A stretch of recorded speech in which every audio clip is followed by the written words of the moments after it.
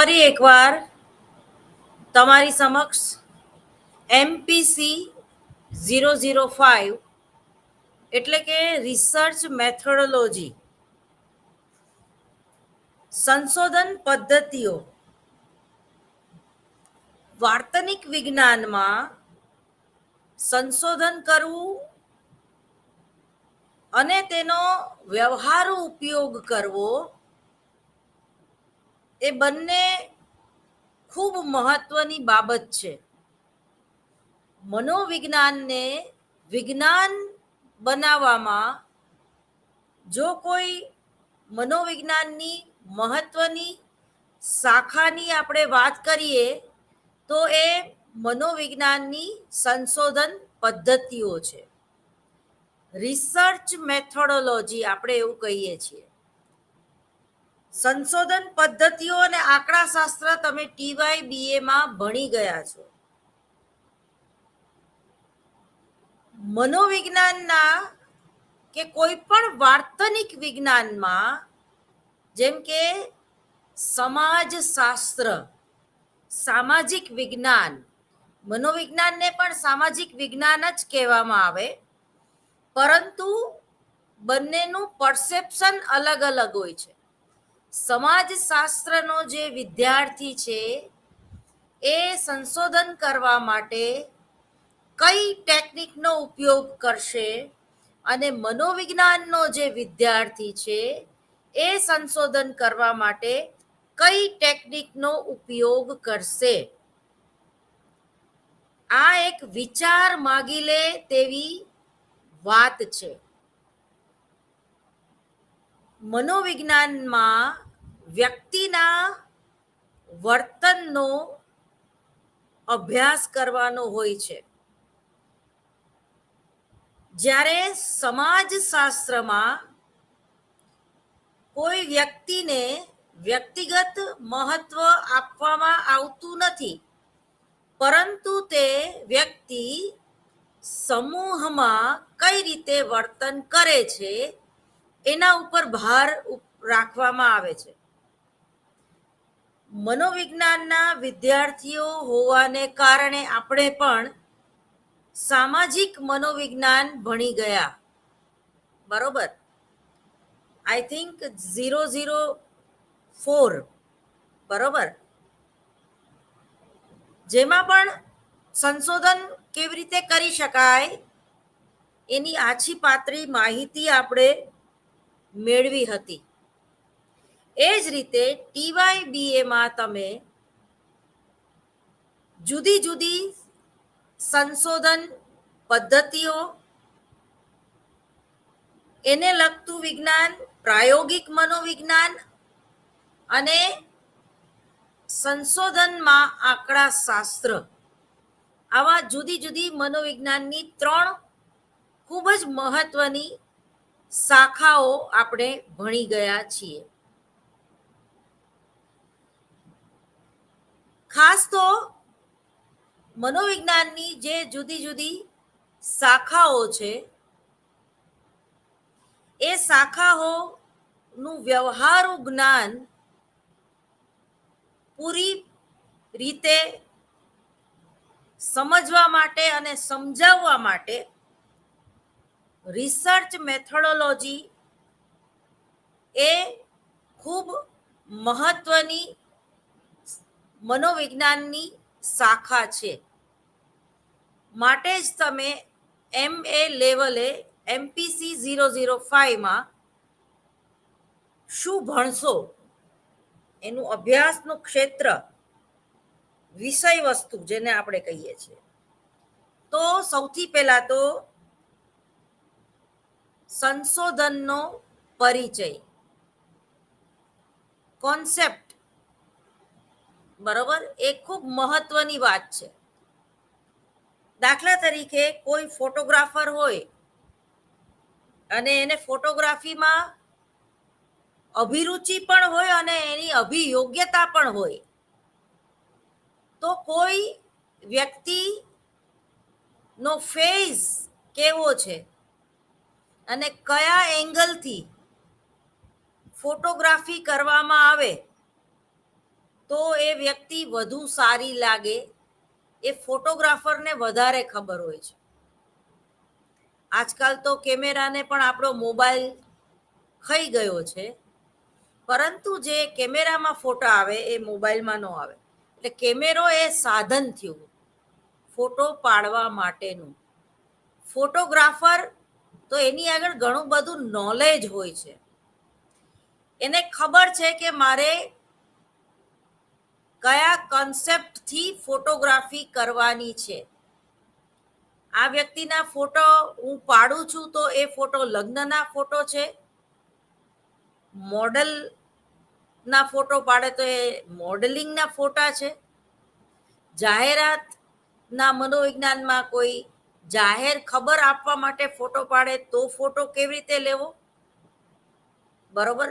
કોલગેટની જાહેરાત હોય તો એ દાંત દેખાડવામાં આવે છે કે ભાઈ કોલગેટથી કેવા સરસ મજાના દાંત ચોખ્ખા રાખી શકાય, તો એની ફોટોગ્રાફી અલગ હોય.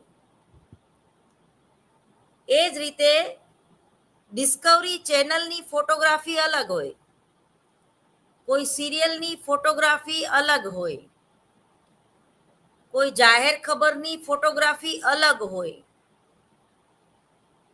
ખાલી મોબાઈલમાં તમારે ફોટો રાખી મૂકવા માટે અથવા તો સોશિયલ મીડિયામાં અપલોડ કરવા માટેનો ફોટો જુદો હોય, અને આધાર કાર્ડમાં દેખાતો ફોટો એ ઓરિજિનલ હોય, એ જુદો હોય. ખરેખર કોઈ દીકરીને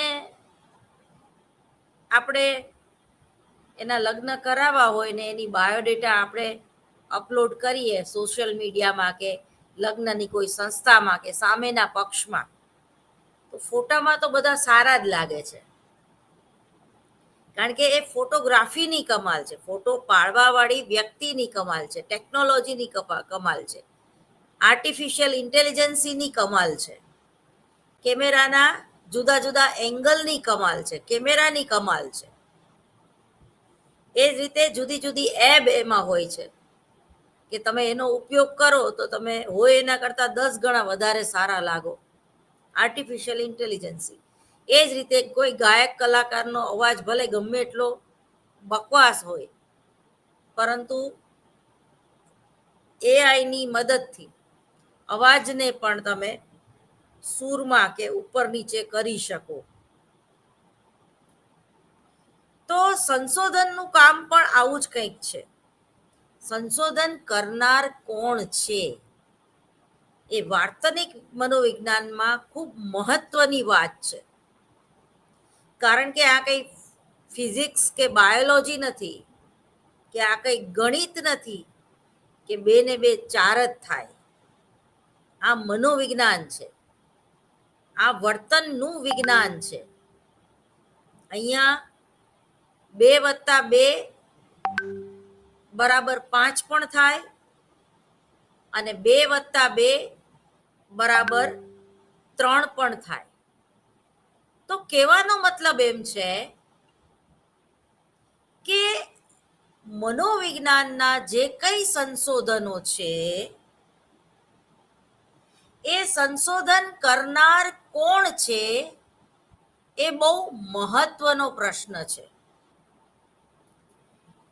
તો સંશોધનનો પરિચય આપણે સૌથી પહેલા મેળવીશું, એ પછી સંશોધન સમસ્યાઓ કઈ છે, ઉત્કલ્પના તથા પરિવર્તનનો આપણે વિચાર કરીશું, એ પછી અન્વેષણાત્મક અથવા તો વર્ણનાત્મક અભ્યાસોનો આપણે વિચાર કરીશું, ક્ષેત્ર અભ્યાસ કોને કહેવાય અને ક્ષેત્ર પ્રયોગો કોને કહેવાય, તેમજ જે તમે TYBAમાં પ્રાયોગિક મનોવિજ્ઞાનના પેપરમાં પ્રેક્ટિકલ લેબમાં એટલે કે પ્રયોગશાળામાં જે કંઈ પ્રયોગો ભણી ગયા એનો પણ વિચાર કરીશું. મનોવિજ્ઞાનના જે કંઈ સંશોધનો છે એ તુલનાત્મક સંશોધનો હોય છે. ઘણીવાર જો અને તો ના સંબંધના સંશોધનો હોય છે. જો સારું રિઝલ્ટ આવશે તો સારી નોકરી મળશે. જો આઈએલ્સની એક્ઝામમાં 7 બેન્ડ આવશે તો વિઝા મળી જશે. તો લંડનની કોઈ પણ યુનિવર્સિટીમાં, અમેરિકાની કોઈ પણ યુનિવર્સિટીમાં કે કેનેડાની કોઈ પણ યુનિવર્સિટીમાં એડમિશન મળી જશે. જો વરસાદ આવશે તો સારો પાક થશે. જો અને તો વચ્ચેના સંબંધો. એ જ રીતે તુલનાત્મક અભ્યાસ. ગુજરાત યુનિવર્સિટીના શિક્ષણ કાર્ય કરતા MS યુનિવર્સિટીનું શિક્ષણ કાર્ય વધારે વિશિષ્ટ છે. તુલનાત્મક, એક કરતા બીજું ચડિયાતું છે, એ પ્રકારના સંશોધનો. જ્યારે સમાજશાસ્ત્રમાં વસ્તી ગણતરી, બરોબર, વસ્તી ગણતરીને લગતા સંશોધનો, સર્વેક્ષણ પદ્ધતિનો એ લોકો વધારે ઉપયોગ કરે છે. આપણે પણ કરીએ છીએ, પણ એટલું બધું નહીં, કારણ કે સંખ્યા ગણવામાં રસ નથી મનોવિજ્ઞાનને. ટૂંકમાં મનોવિજ્ઞાનના જે કંઈ સંશોધનો છે એ કેવા છે? તુલનાત્મક છે.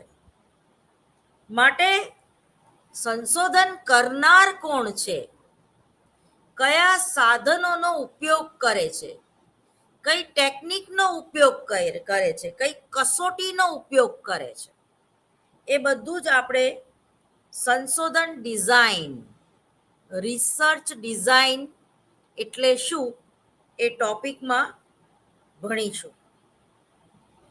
એ પછી વાત કરવાની હોય નિદર્શન, નિદર્શ, સેમ્પલ, નમૂનો. બરોબર? તમે નિદર્શ જ યોગ્ય ન લીધો હોય તો એક પૂર્વગ્રહ રાખીને ગુજરાત યુનિવર્સિટીના વિદ્યાર્થીઓનું જ ડેટા કલેક્શન કરીને આખા ગુજરાતના વિદ્યાર્થીઓ આવા છે કે તેવા છે, હોશિયાર છે કે ઠોઠ છે, એનું અનુમાન કરી શકાય. વાતના મૂળ સુધી પહોંચવા માટે પાયલોટ સર્વે એ જરૂરી છે, ઘણીવાર અનિવાર્ય પણ છે.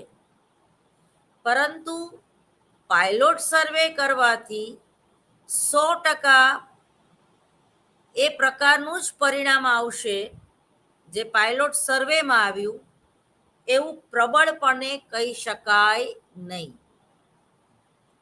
દાખલા તરીકે જુદી જુદી ન્યૂઝ ચેનલો ચૂંટણી દરમિયાન ડેટા કલેક્શન કરીને કે આકસ્મિક ડેટા સર્વે કરીને રસ્તે જતા કોઈ માણસને ઊભો રાખીને પૂછે કે તમે આ વખતે કોને વોટ આપશો અને શા માટે? કોઈ ભાજપ કે કોઈ કોંગ્રેસ કે. પરંતુ જો તમે જોહાપુરા વિસ્તારમાં જઈને પૂછો તો લગભગ કોંગ્રેસને વોટ આપશું એવું રિઝલ્ટ આવે.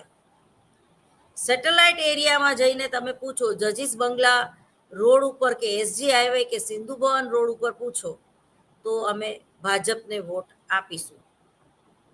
મણિનગર વિસ્તારમાં તો ભાજપને વોટ આપીશું.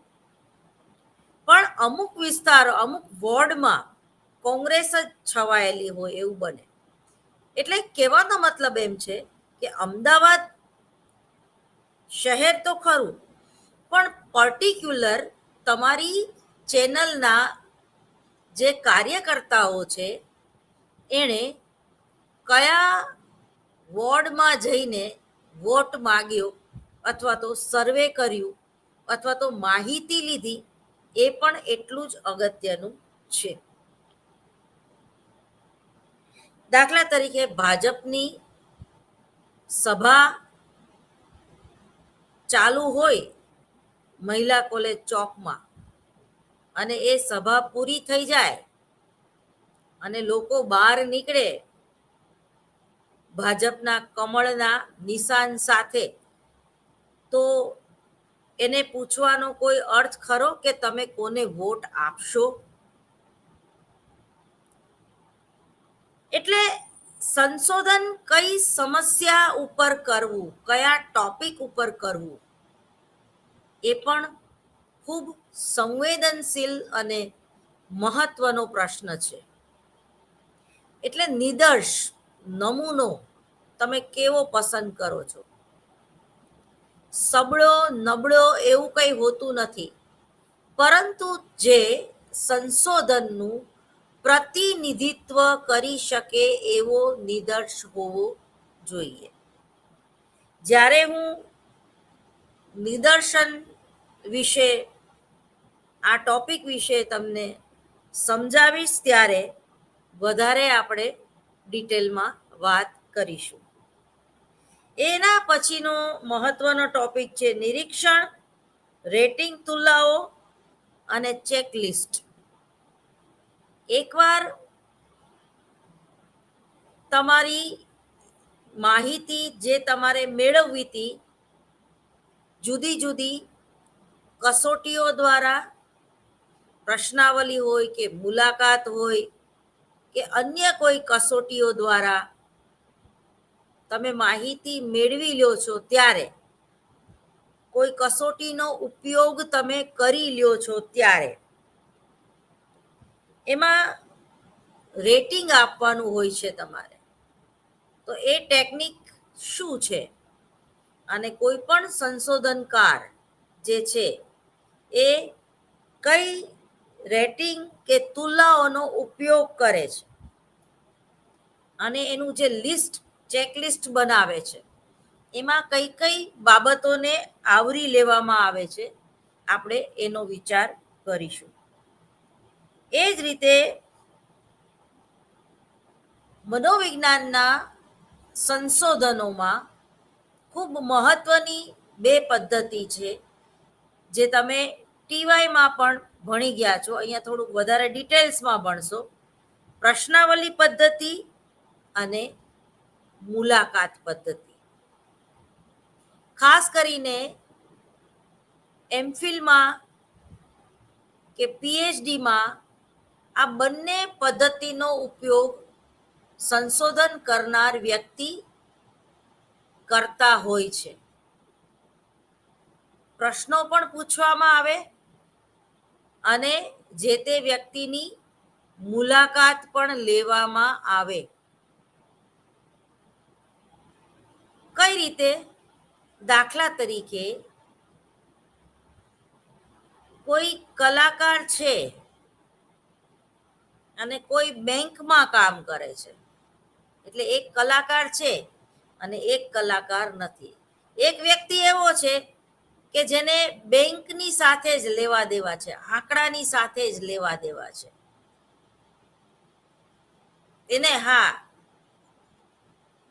સંગીત સાંભળવું ગમે છે, નાટક જોવું ગમે છે, ચિત્રનું એક્ઝિબિશન હોય તો એ જોવું ગમે છે.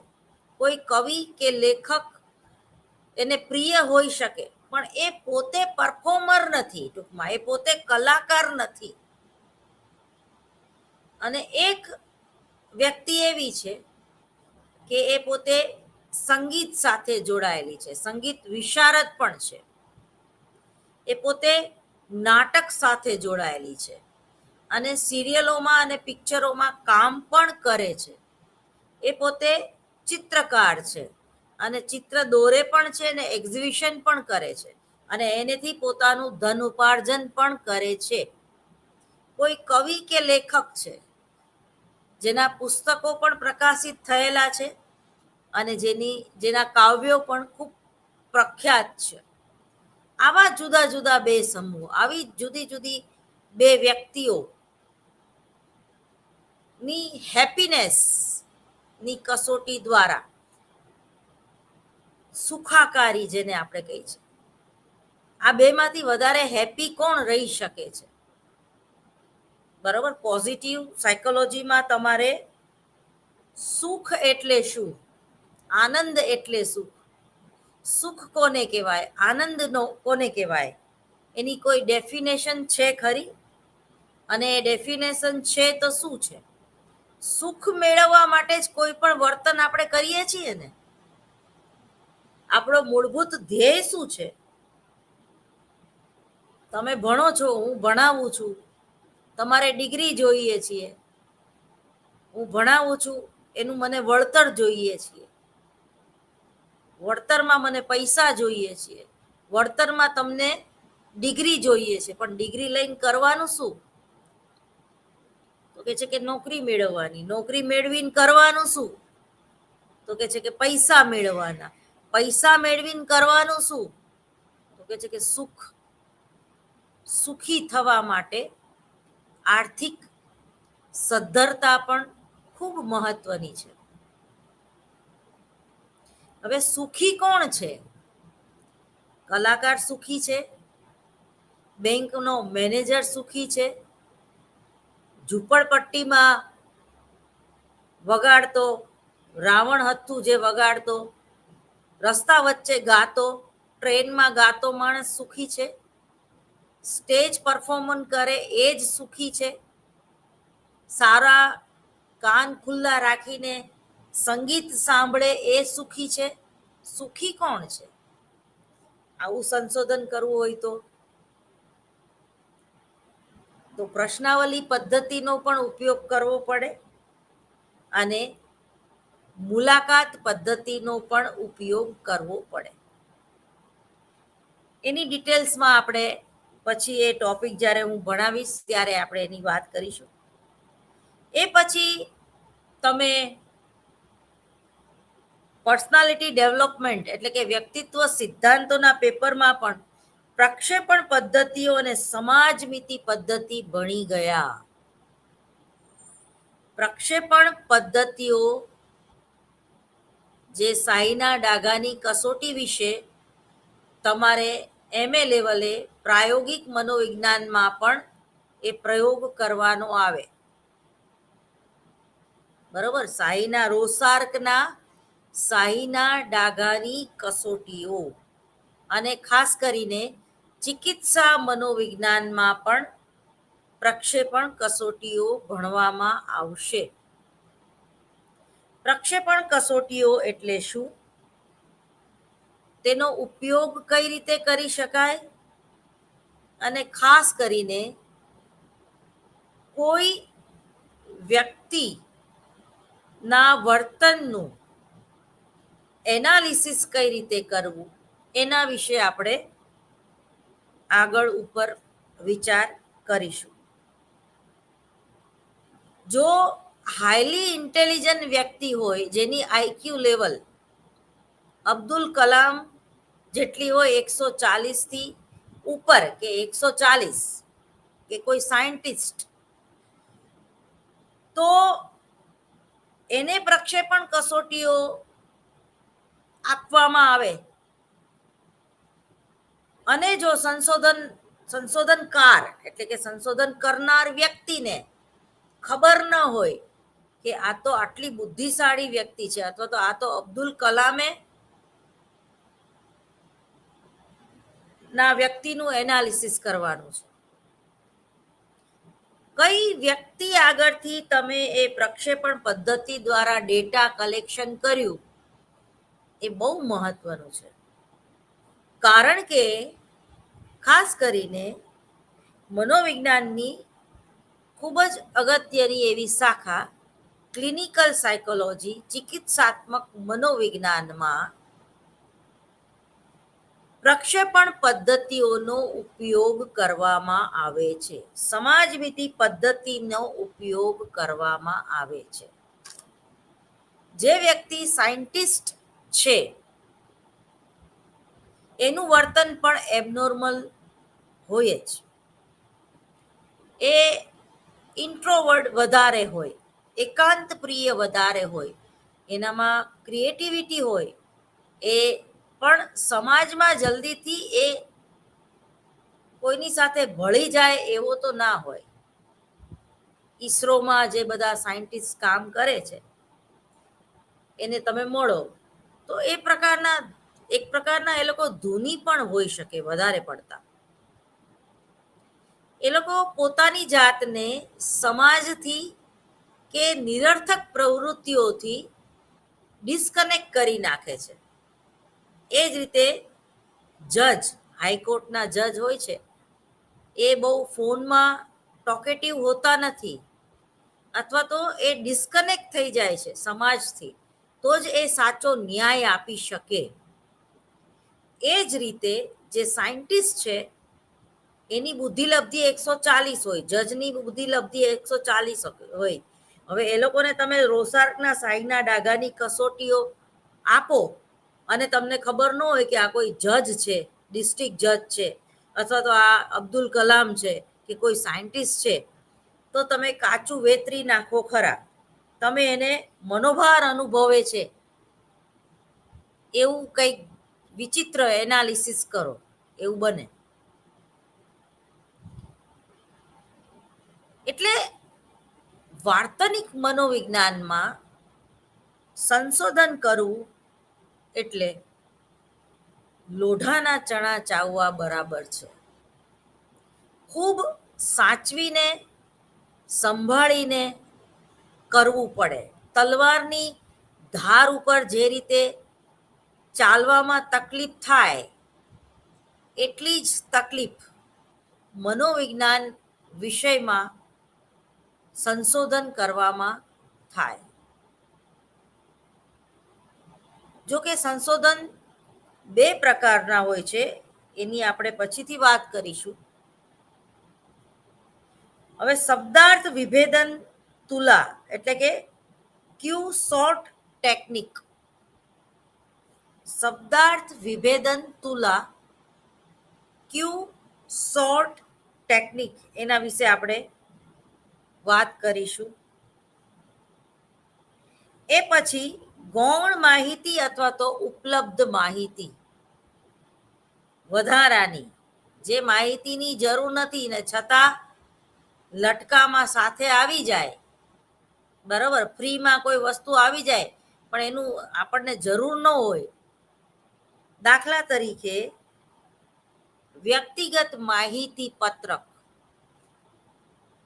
જેમાં જે વ્યક્તિનું તમે ડેટા કલેક્શન કરી રહ્યા છો, એ કઈ જ્ઞાતિની છે, એ સ્ત્રી છે કે પુરુષ છે, એ કેટલું ભણેલી છે, એ સંયુક્ત કુટુંબમાં રહે છે કે વિભક્ત કુટુંબમાં રહે છે, એ શહેરમાં રહે છે કે ગામડામાં રહે છે, એ કયા પ્રકારની નોકરી કરે છે, એને કેટલા ભાઈ બહેન છે, વગેરે વગેરે વગેરે. તમે ડિટેલ્સમાં વ્યક્તિગત માહિતી પત્રકમાં ઘણું બધું મેળવી લીધું.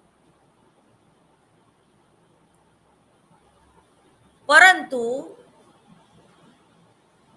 એ બ્રાહ્મણ છે કે ક્ષત્રિય છે, એ વાણિયો છે કે હરિજન છે, એમાં તમને રસ નથી. પણ તો એક ગૌણ માહિતી થઈ, પણ તમારી પાસે છે ખરી. જરૂર પડે ત્યારે તમે એક અલગ નવું રિસર્ચ પેપર તૈયાર કરી શકો કે કઈ જ્ઞાતિના બાળકો વધારે અભ્યાસ કરે છે, એવું રિસર્ચ કરી શકો. એ લોકોનું એજ્યુકેશન લેવલ અથવા તો વસ્તી ગણતરીમાં, કે જે લોકો પોતાની જાતને હિન્દુ નથી લખતા, જૈન લખે છે. જૈન એટલે જૈન એટલે હિન્દુ નહીં. તો ઘણા લોકો એમ વાણિયા છે એમ કે ના, જૈન એટલે હિન્દુ નહીં. તો શું જૈન મતલબ શું? એ પ્રકારનું જ્યારે સામાજિક સંશોધન કરવું હોય ત્યારે એ વ્યક્તિગત માહિતી પત્રકમાં મૂકેલી માહિતી ઉપયોગી બને છે. બરોબર. ઘણાને તમે પૂછો તમે કઈ જ્ઞાતિના, તો એ બોલશે નહીં, એમ કહેશે હિન્દુ. તો એની પાછળની ફિલોસોફી શું છે? ઘણા એમ કે ભાઈ હું ઔદિત્ય ઝાલાવાળી બ્રાહ્મણ, એટલું સ્પષ્ટ કહી દે કે ગોહિલવાડ નહીં, પાટણનો નહીં, ઝાલાવાડ, સુરેન્દ્રનગર ધાંગધ્રા સાઈડમાં. તો કહેવાનો મતલબ એમ છે કે વ્યક્તિગત માહિતી પત્રકમાંથી તમે ગૌણ માહિતીને છોડી દો છો અને મુખ્ય માહિતી છે, દાખલા તરીકે ઉંમર, સમાયોજનની કક્ષાને અને ઉંમરને કંઈ લેવા દેવા ખરા? સમાયોજનની તુલા તમે આપી, બરોબર. તો વ્યક્તિગત માહિતી પત્રકમાંથી તમે ઉંમરને કે ભાઈ 15થી 25 વર્ષની ઉંમરના શિક્ષકો છે એની સમાયોજનની કક્ષા, 26થી 38 વર્ષ સુધીના શિક્ષકો છે એની સમાયોજનની કક્ષા, અને 50થી વધારે જે લોકો ઉંમર ધરાવે છે એની સમાયોજનની કક્ષા. તો કઈ વ્યક્તિ જે છે, કઈ ઉંમરની વ્યક્તિ જે છે એ સમાયોજન એનું વિશિષ્ટ હોય છે, અથવા તો એ સમ વત્તા આયોજન સરખી રીતે બિહેવિયર કરી શકે છે. તમે સમાયોજિત થઈ ન શકો તો એ કામ કરવાની મજા આવતી નથી. કોઈ દીકરી જે છે એ પરણીને સાસરે જાય તો શરૂઆતમાં 4-6 મહિના એને એડજસ્ટ કરતા લાગે છે, સમાયોજન કરતા વાર લાગે છે. કારણ કે એ વાતાવરણ, એ વ્યક્તિઓ, એની જે લઢણ, એની જે વાતચીતથી માંડીને ખાવા પીવા અને પહેરવેશ સુધી આખું માહોલ ચેન્જ થઈ ગયો, આખું વાતાવરણ ચેન્જ થઈ ગયું. તુલસીનો છોડ સુરેન્દ્રનગરમાંથી લઈને આપણે એક નાના એવા અમદાવાદમાં ફ્લેટમાં રહેતા કુંડામાં વાવવો હોય તો એ તુલસી ક્યારેક કરમાઈ જાય છે અને ક્યારેક ખીલી પણ ઉઠે છે. સમાયોજન, કોઈ પણ વૃક્ષ, કોઈ પણ દીકરી કે કોઈ પણ વ્યક્તિ જે છે એ વાતાવરણ બદલાતા એને સમાયોજિત થવું પડે છે નવા વાતાવરણ સાથે. અને જો એમ ન થાય તો એ દુઃખ અનુભવે છે, પીડા અનુભવે છે. સમાયોજન એટલે શું? સમ વત્તા આયોજન, સરખે ભાગે. લવચિકતાનો ગુણ તમારામાં હોવો જોઈએ. વાતાવરણને પચાવવાની તાકાત હોવી જોઈએ. ઠંડી, ગરમી, બરોબર, વરસાદ. તમે જો કે જેમ સિઝન ચેન્જ થાય એમ દવાખાનામાં ગળદી વધતી જોવા મળે છે. શરદી, તાવ, ખાંસી લોકોમાં જોવા મળે છે. તરત જ લોકો બહાર ખાવાનું બંધ કરી દે છે. પાણીપુરી જેવી વસ્તુ તો કદાપી ન ખાવી વરસાદની ઋતુમાં. એ જ રીતે કંદમૂળ એટલે કે ભાજી, તમે જો વાણિયા લોકો નહીં ખાય, એના એ વિજ્ઞાન છે એની પાછળ. કારણ કે ત્યારે ગંદકી વધારે હોય છે અને એ ગંદકીમાં જ્યારે તમે બગડી જાય, ભાજી તરત જ બગડી જાય, રીંગણા તરત જ બગડી જાય, અથવા તો જીવડા પડે કે જીવાત થાય એવું ફુલાવર એ લોકો ખાતા નથી. કંદમૂળ જેને આપણે કહીએ છીએ, કઠોળ તરફ વળે છે. બરોબર. કઠોળ એટલે મગ, મઠ, ચણા,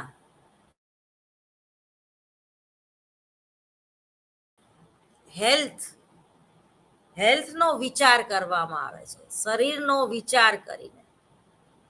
કે પ્રોટીન પણ પૂરું મળી રહે, શાકભાજી ખાવાની જરૂર નહીં, એટલે માંદા પણ ન પડે એ લોકો. અને સૂર્યોદય વખતે નાસ્તો કરી લે અને સૂર્યાસ્ત પહેલા એ લોકો જમી લેતા હોય છે. તો એ વિજ્ઞાન છે. પાચન ક્રિયા જે છે એ સક્રિય હોય છે તડકામાં, પ્રકાશમાં. જેમ જેમ અંધારું થતું જાય, જેમ જેમ રાત પડતી જાય, એમ પાચન ક્રિયા જે છે એ મંદ પડે છે, એટલે ખાવાનું પચતું નથી. સ્વાભાવિક છે કે વરસાદમાં આપણને દાલ વડા કે ભજીયા ખાવાનું મન થાય, પરંતુ એનો જો અતિરેક થઈ જાય તો ઝાડા થઈ જાય ખરા. એ જ રીતે જો કઠોળ ખાવામાં આવે તો એ તમે માંદા પડતા નથી. ફ્રીજનું પાણી પીવાનું આપણે બંધ કરી દઈએ છીએ. તો આવી નાની નાની જે રેસીપી છે એ વિજ્ઞાન છે, એ સંશોધન છે. બરોબર. જે આપણે દૂધમાં હળદર નાખીને પીએ છીએ અને ગળું સાફ કરીએ છીએ, એ કોરોના કાળ દરમિયાન ફોરેનર્સ એને ગોલ્ડન મિલ્ક તરીકે અપનાવવા માંડ્યા. જે રીતે આપણે બહાર અહીંયા આઈસ્ક્રીમ ખાવા જઈએ છીએ, ગોલો ખાવા જઈએ છીએ કે કોલ્ડ ડ્રિંક પીવા જઈએ છીએ, એવી રીતે આ લોકો હળદરવાળું દૂધ ઘરમાં પીતા થઈ ગયા અને બહાર વેચતા પણ થઈ ગયા, જેને ગોલ્ડન મિલ્ક તરીકે એ લોકો ઓળખાવે છે. સૂંઠ, આદુનો આપણે ઉપયોગ જ્યારે ન કરી શકીએ ત્યારે એને સૂકવીને સૂંઠ તરીકે આપણે એનો ઉપયોગ કરીએ છીએ. તો આ બધું જે ચોમાસાની કે શિયાળાની સિઝન છે એમાં આપણને ખૂબ ઉપયોગી પુરવાર થાય છે. તો આ પ્રકારની જે ગૌણ માહિતી અથવા તો ઉપલબ્ધ માહિતી જે છે એ કઈ છે એનો વિચાર કરવાનો. એ પછી મનોવૈજ્ઞાનની જુદી જુદી કસોટીઓ, જે સિદ્ધાંતો અને સંપ્રદાયોના પેપરમાં તમે ભણી ગયા હશો અથવા તો હવે ભણશો. અને આમાં પણ સંશોધન પેપરમાં પણ આપણે જુદી જુદી મનોવૈજ્ઞાનિક કસોટીઓ કેવી હોય છે એનો વિચાર કરીશું.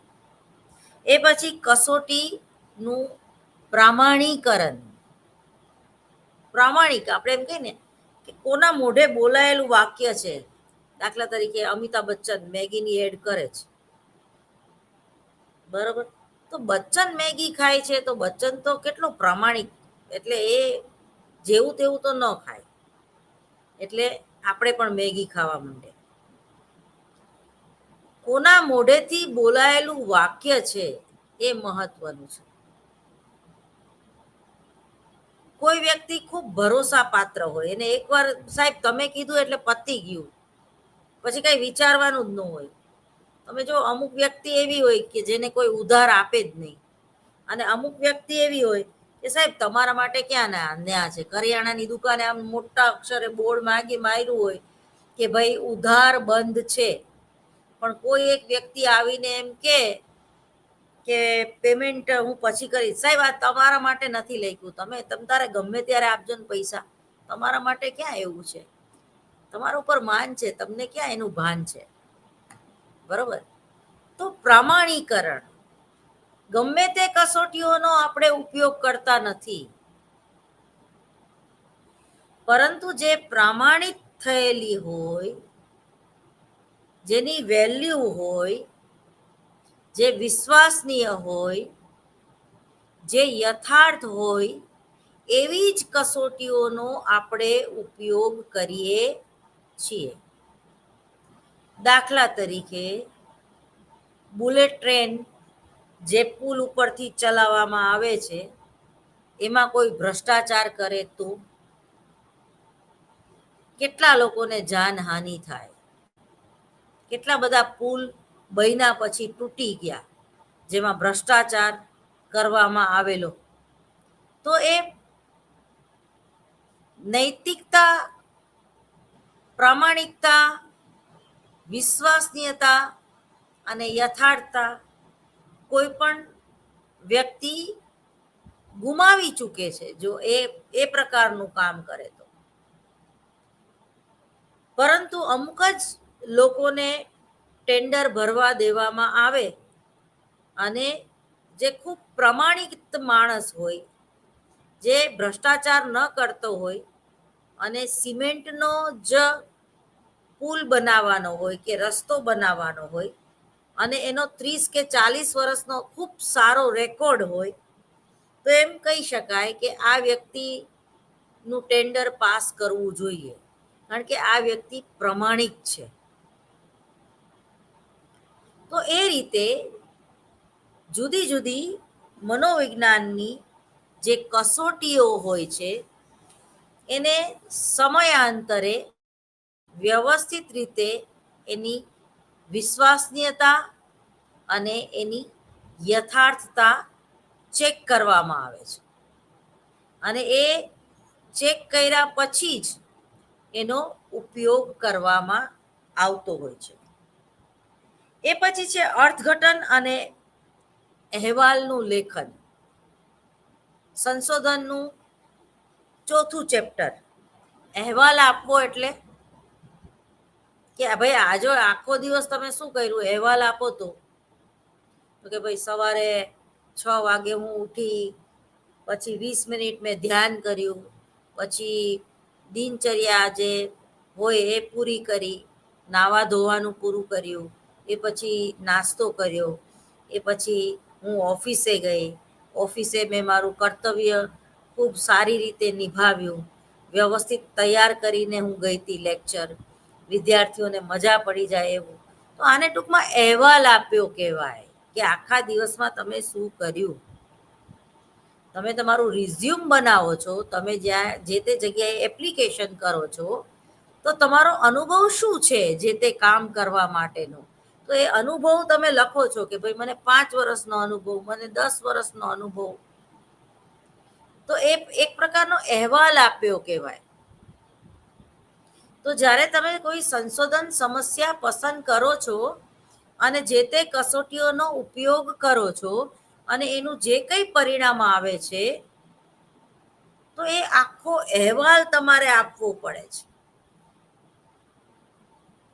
કે તમે સાહિત્ય ક્યાંથી લીધું, તમારું લાઇબ્રેરી વર્ક તમે કેવી રીતે કર્યું, તમે કયા વોલ્યુમમાંથી કઈ જગ્યાએ આવું લખેલું છે. દાખલા તરીકે જ્યારે કોઈ કેસ જે છે એ કોર્ટમાં લડાતો હોય અને ન્યાય મેળવવા માટે જુદા જુદા જજમેન્ટો રજૂ કરવામાં આવે છે, જેથી કરીને પોતાનો કેસ જે છે એ ભૂતકાળની બની ગયેલી ઘટના જેવો જ છે.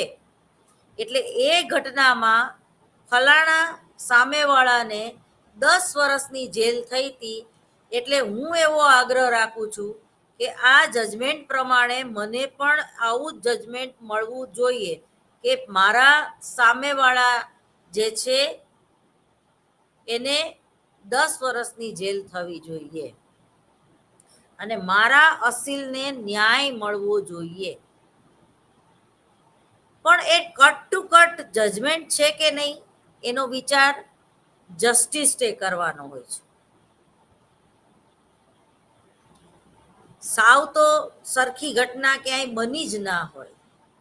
કયા સંજોગોમાં મારા અસીલે સામેવાળાનું ખૂન કર્યું, એને જો એની ડિફેન્સમાં સામેની વ્યક્તિનું ખૂન કર્યું હોય તો એને ફાંસીની સજા ન આપવી જોઈએ.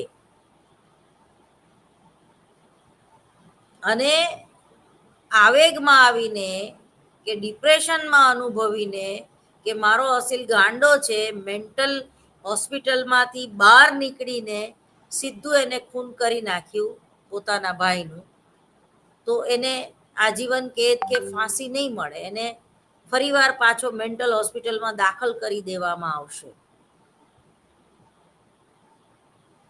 એક્સિડન્ટ કેસ હોય ને એમાં ભલે 10 જણાને ઉડાડી દીધા હોય, પેલો શાહ કોણ હતો એસજી હાઈવે ઉપર, નામ ભૂલી ગયું, તો એને આજીવન કેદ ના થાય, એને ફાંસી પણ ના થાય, કારણ કે એ એક્સિડન્ટ હતો, એનો ઇન્ટેન્સ નહોતો લોકોને મારી નાખવાનો.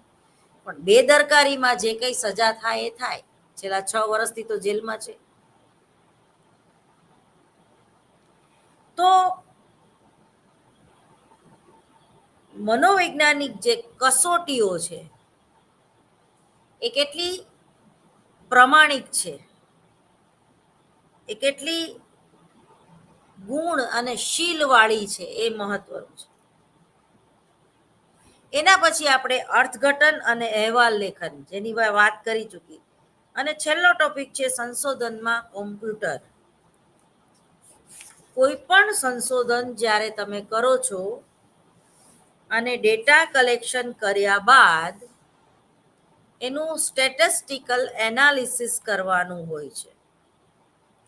એ સ્ટેટિસ્ટિકલ એનાલિસિસ શરૂઆતમાં જ્યારે મેં પીએચડી કર્યું ત્યારે કેલ્ક્યુલેટરમાં અમારે કરવા બેસવું, ને જે ખૂબ જ સમય અને ખર્ચ માગી લે એવું કામ છે. પરંતુ કોઈ આંકડાશાસ્ત્રના પ્રોફેસર આગળ સ્ટેટિસ્ટિકલ એનાલિસિસ કરાવવામાં આવે તો એ વધારે આનુભવિક અને વધારે સચોટ નીકળે છે. તો રિસર્ચ ડિઝાઇન અને કઈ આંકડાશાસ્ત્રીય પ્રયુક્તિઓનો તમે ઉપયોગ કર્યો છે, એનોવાની ટેકનિકમાં તમે કેટલી જગ્યાએ 2x2x3 ની ડિઝાઇન છે, 2x2x2x2x2x3 ની ડિઝાઇન છે કે 3x2x3 ની ડિઝાઇન છે, એનો વિચાર કરી લેવામાં આવે છે. ચલ પદ્ધતિ અને અચલ પદ્ધતિ એટલે શું? તમારું સંશોધન કયા પ્રકારમાં આવે છે?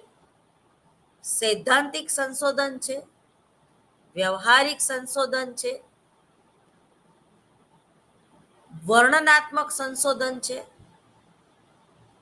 આનુભવિક સંશોધન છે. આ બધી જ વાતનો વિચાર રિસર્ચ ડિઝાઇનમાં અને સ્ટેટિસ્ટિકલ એનાલિસિસ કરતી વખતે કોમ્પ્યુટર દ્વારા જ્યારે તમે એનાલિસિસ કરતા હોય ત્યારે મનોવિજ્ઞાનના સંશોધનકારોએ આંકડા એટલે કે ડેટા કોમ્પ્યુટરમાં આપીને પહેલા તો રિસર્ચ ડિઝાઇન, એ જે તે વ્યક્તિને કામ સોંપ્યું છે એને સમજાવી પડે. ગમે તે ડેટા સાથે ગમે તે છેડછાડ કરી શકાય નહીં. દાખલા તરીકે તમે સહસંબંધ ટેકનિકનો ઉપયોગ ક્યારે કરી શકો? બરોબર, સહસંબંધ એટલે શું? સહસંબંધનો ઉપયોગ ક્યારે કરી શકાય? એ જ રીતે ટી ટેસ્ટ એટલે શું? એટલે તફાવત, અને એનો ઉપયોગ ક્યારે કરી શકાય? જો તમે ટી ટેસ્ટનો ઉપયોગ કરો તો સહસંબંધનો ન કરો, અને સહસંબંધનો કરો તો ટી ટેસ્ટનો ન કરો. આ બેઝિક એક નિયમ છે. એના પછી જે કંઈ એ રિઝલ્ટ મળે, તુલનાત્મક અભ્યાસ કરવાનો હોય, તુલના કરવા કોઈ બે રાજ્યની, કોઈ બે સમૂહની, કોઈ બે જ્ઞાતિની,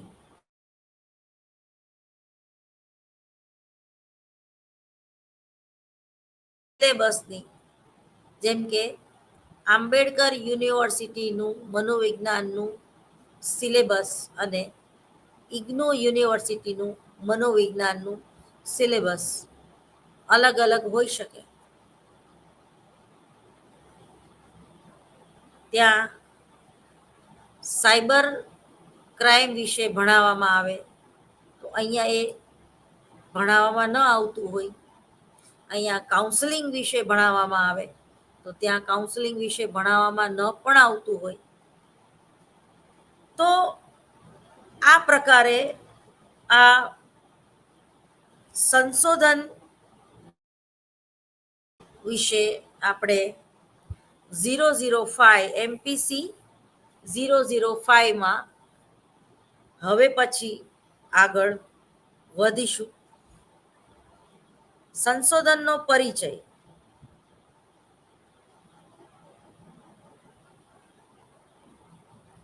પૃથ્વી પર જ્યાં પણ મનુષ્ય રહે છે ત્યાં સમાજ છે અને સમાજમાં સામાજિક ઘટનાઓ બને છે. સામાજિક ઘટનાઓ એટલે સમાજમાં રહેતી વ્યક્તિઓની ક્રિયા, વર્તન, ચિંતન, રીતભાત. ટૂંકમાં સામાજિક ઘટનાઓમાં વિવિધતા, જટિલતા, અમૂર્તતા અને પરિવર્તનશીલતાની વિશેષતાઓ જોવા મળે છે. આ ઘટનાઓમાં અનિશ્ચિતતા અને પક્ષપાત પણ હોય છે. આ સામાજિક ઘટનાઓનો અભ્યાસ જ્યાં સુધી વૈજ્ઞાનિક રીતે નથી કરવામાં આવતો ત્યાં સુધી અભ્યાસોના આધારે નિશ્ચિત સામાજિક નિયમો બનાવી શકાતા નથી. સમાજના સંદર્ભમાં માનવ વર્તનનો વૈજ્ઞાનિક અભ્યાસ કરતા વિજ્ઞાનને સામાજિક વિજ્ઞાનો, સોશિયલ સાયન્સ કહેવામાં આવે છે. આ સામાજિક વિજ્ઞાનો વાર્તનિક વિજ્ઞાનો, બિહેવિયર સાયન્સ ની સંજ્ઞા એને આપવામાં આવી છે. વાર્તનિક વિજ્ઞાનોની વ્યાખ્યા જોઈએ તો આનુભવિક માહિતી, એક્સપિરિયન્સ ડેટા તથા પ્રમાણનીય રિલાયબલ, બરોબર, વેરિફિકેશન ના આધારે વૈજ્ઞાનિક પદ્ધતિઓ દ્વારા માનવ વર્તનનું સમાજના વિભિન્ન સંદર્ભોમાં અભ્યાસ કરતી વિદ્યાશાખા એટલે કે ડિસિપ્લિનરી એટલે કે વાર્તનિક વિજ્ઞાન એવું કહેવામાં આવે છે. માનવ વર્તનનો અભ્યાસ કરતા આધુનિક વિજ્ઞાનોમાં મનોવિજ્ઞાન એ કેન્દ્ર સ્થાને છે. વર્તનનો અભ્યાસ એ મનોવિજ્ઞાનનું વિષય વસ્તુ છે, પરંતુ વર્તનનો અભ્યાસ એ મનોવિજ્ઞાનની ખાનગી સંપત્તિ નથી. કેટલાક અન્ય વિજ્ઞાનોમાં પણ માનવ તથા પ્રાણી વર્તનનો અભ્યાસ કરવામાં આવે છે. આધુનિક વિજ્ઞાનોમાં મનોવિજ્ઞાન, ચિકિત્સાત્મક મનોવિજ્ઞાન, સમાજશાસ્ત્ર, નૃવંશશાસ્ત્ર, રાજ્યશાસ્ત્ર, અર્થશાસ્ત્ર, ઇતિહાસ વગેરેને પણ વાર્તનિક વિજ્ઞાનોના વર્ગમાં મૂકવામાં આવે છે, કારણ કે તેઓમાંથી પ્રત્યેક માનવ વર્તનના વિશિષ્ટ પાસાનું અધ્યયન કરે છે. પરંતુ વાર્તનિક વિજ્ઞાનો વચ્ચેના તફાવતો હંમેશા સ્પષ્ટ હોતા નથી. માટે જ મનોવિજ્ઞાનના સંશોધનો કરવો એ ખૂબ કઠિન કાર્ય છે. હવે અહીંયા આપણે સંશોધનનો અર્થ શું કરી શકાય એનો વિચાર કરીશું. વ્યક્તિની એ વિશિષ્ટતા રહી છે કે તે પોતાની ચારેય તરફ રહેતા વાતાવરણને સમજવાનો પ્રયાસ કરે છે. આથી તેને સંશોધન કાર્ય કરવું જ પડે, જેથી તે પોતાની જરૂરિયાતોની પૂર્તિ કરી શકે. અવૈજ્ઞાનિક સંશોધન કરતા સમય અને નાણાંનો વ્યય થાય છે. સંશોધન શબ્દનો પ્રયોગ વૈજ્ઞાનિક સંશોધનના સંદર્ભમાં કરવામાં આવ્યો છે. જે.ડબલ્યુ. બેસ્ટ નામના સાયકોલોજિસ્ટે વિશ્લેષણની વૈજ્ઞાનિક પદ્ધતિઓનો વધુ વ્યવસ્થિત રીતે અને ઊંડાણપૂર્વક ઉપયોગ કરવો એ જ સંશોધન એવું કહ્યું. એક વ્યક્તિ સંશોધન કર્યા વગર વૈજ્ઞાનિક હોઈ શકે છે, પરંતુ કોઈ વ્યક્તિ વૈજ્ઞાનિક બન્યા વગર સંશોધન કરી શકતો નથી. રિસર્ચ, બરોબર, શબ્દની ઉત્પત્તિ ફ્રેન્ચ ભાષાના શબ્દ રિસર્ચર પરથી થઈ છે, જેનો અર્થ થાય છે to see, to look, to investigation વગેરે.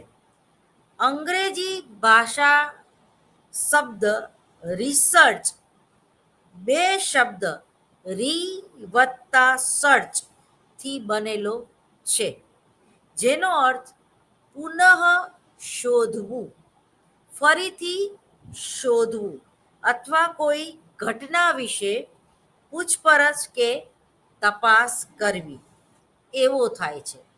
સંશોધન એક અર્થ વારંવાર શોધવું એવો પણ કરવામાં આવે છે.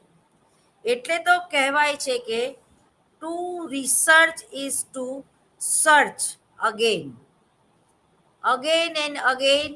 જે આપણે રિયાઝ કરીએ તે, બરોબર, સંગીતની ભાષામાં કોઈ પણ સૂર, તાલ અને રાગ તમે ક્યારે પરફેક્ટ ગાઈ શકો? જ્યારે તમે રિયાઝ કરો. કોઈ પણ સંશોધન ક્યારે સચોટ બને? જ્યારે તમે વારંવાર, બરોબર, રિસર્ચ, ફરીને ફરી શોધવું, ફરીને શોધવું, બરોબર. તો વૈજ્ઞાનિક સંશોધનની અમુક વૈજ્ઞાનિકો દ્વારા આપવામાં આવેલી વ્યાખ્યા અહીં આપણે જોઈએ તો, સંશોધન એ ચિંતનની એક એવી ક્રમબદ્ધ અને શુદ્ધ ટેકનિક છે જેમાં કોઈ સમસ્યાનો વધુ યોગ્ય ઉકેલ શોધવા માટે વિશિષ્ટ સાધનો, ઉપકરણો અને પ્રક્રિયાઓનો ઉપયોગ થાય છે. ક્રોફોર્ડ નામના સાયકોલોજિસ્ટે આ વ્યાખ્યા આપી છે ઈસવીસન 1958માં. બીજી વ્યાખ્યા આ પ્રમાણે છે: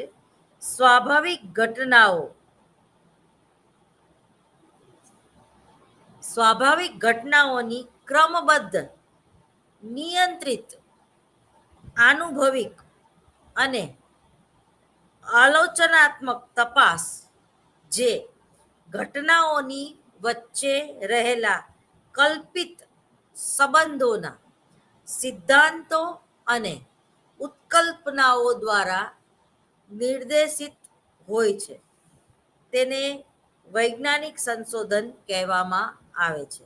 આ વ્યાખ્યા આપી 1986માં કર્લિંગને.